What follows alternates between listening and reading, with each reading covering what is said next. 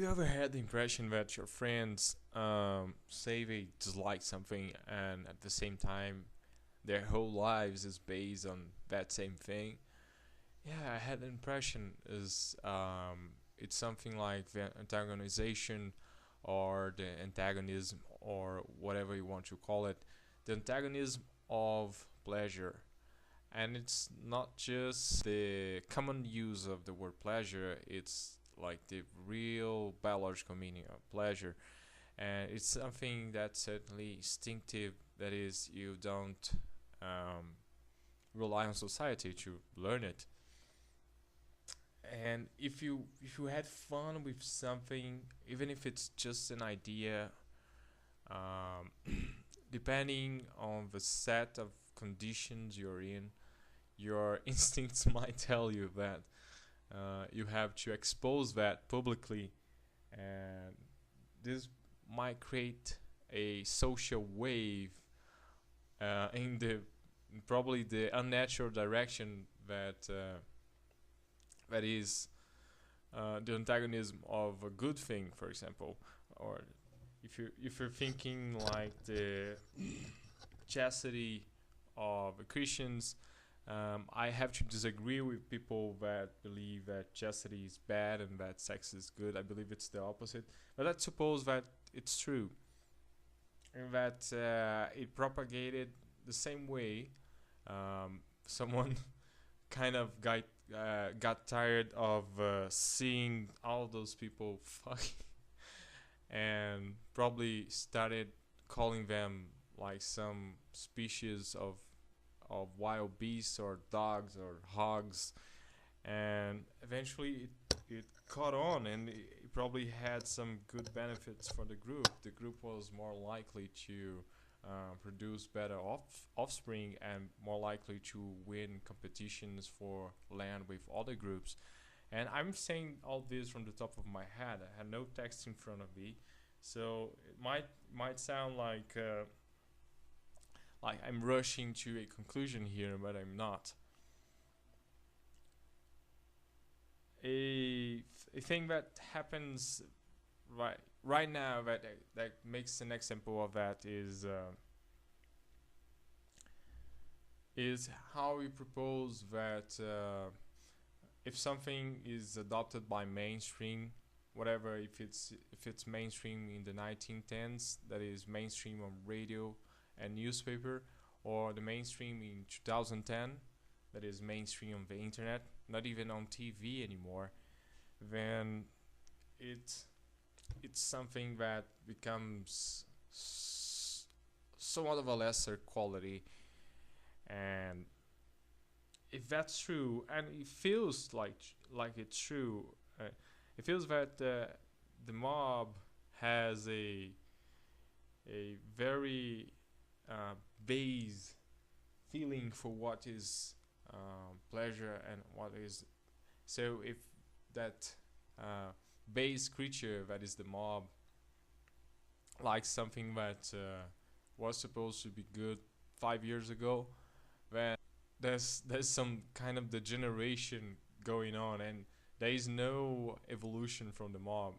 Because if you think about it, there could be two things happening.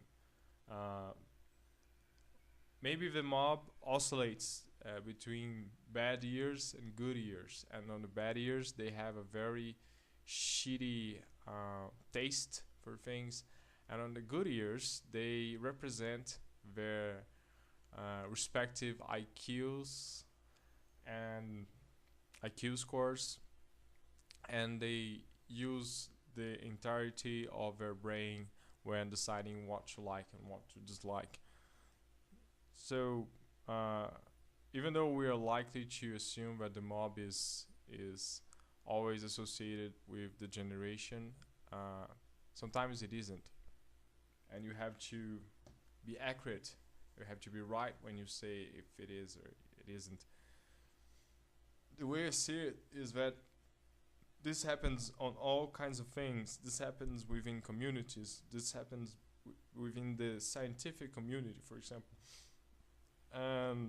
The non-scientific community, like for example psychology and the humanities, and there is this trends towards some authors, and some from time to time people get tired of just reading small strings of text on the internet, and they eventually decide to read a small book, and they do prefer to read books that other people that are like them, other people that they identify with, are reading. And when they choose these books, they create a essentially a social way, because then they will read the book and then they will talk about it, and it probably will only die out with dissipation, um, if no energy, if no extra energy gets added to the wave, of course. Uh, what about Pokemon Go? Do you think Pokemon Go was something extremely stupid?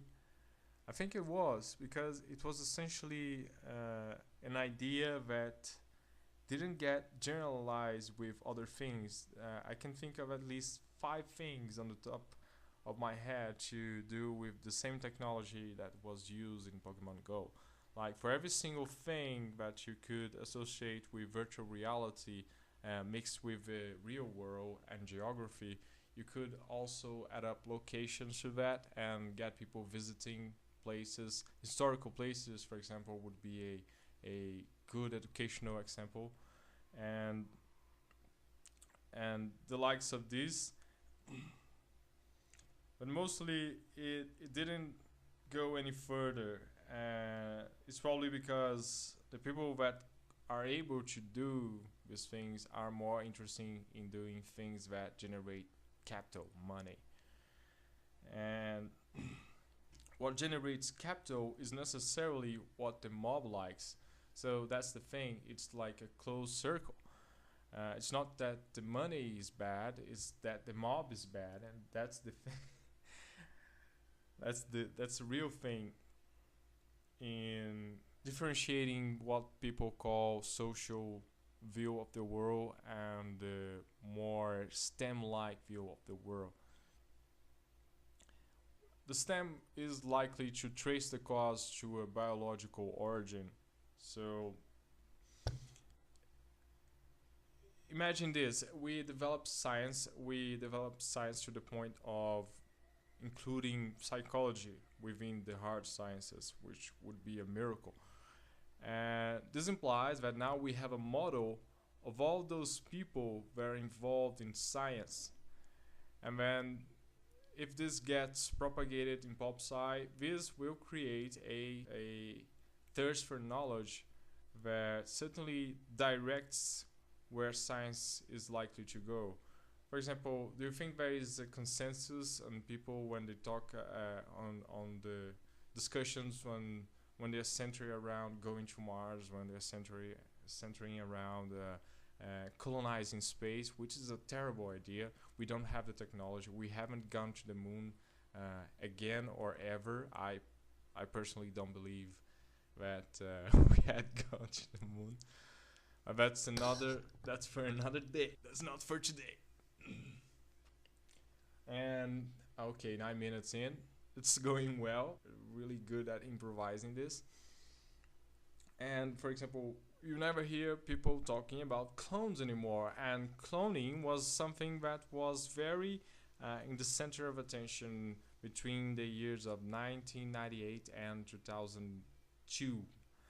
And it simply disappeared, but I bet you that there are some kind of people that are seeing the long run, and they expect people to come back to these ideas, and with this kind of attention, a lot of funding can be done. And if you're a scientist, you're interested in funding.